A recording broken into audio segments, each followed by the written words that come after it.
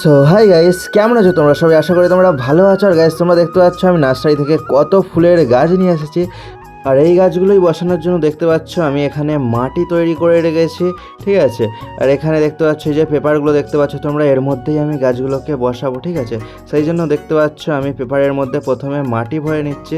তারপর মাটি ভরা কমপ্লিট হওয়ার পর ওই মাটিটাই আবার আমি একটা বালতির মধ্যে ঢেলে দিচ্ছি, কারণ ওটার মধ্যে আমি গোবর সার মেশাবো, ঠিক আছে। তারপর গাইস একটা ছোট্ট দাউলি নিয়ে দেখতে পাচ্ছ আমি ঠিক ঝালমুড়ি করার মতো মাটির সাথে ওটাকে মিশিয়ে দিচ্ছি, ঠিক আছে, গোবর সারটা আর মাটিটা যাতে ভালোভাবে মিক্সড হয়ে যায়। তারপর মিক্সড করার পর ওটাকে আমি আবার পেপারের মধ্যে ঢেলে দিলাম। আর এইভাবেই দেখতে পাচ্ছ আমি মোট 13টা পেপার রেডি করতে পেরেছি আজকে। আর এই করতে করতেই দেখতে পাচ্ছ প্রায় সন্ধ্যা হয়ে গেছে, তাই আজকে আমি আর গাছগুলো বসাবো না। এই যে কাগজগুলো আছে এগুলো খুলেই রেখে দেবো, ঠিক আছে।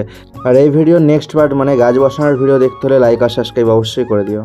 আর দাঁড়াও দাঁড়াও, তোমরা আমার চুলটা অবশ্যই ইগনোর করো, ঠিক আছে।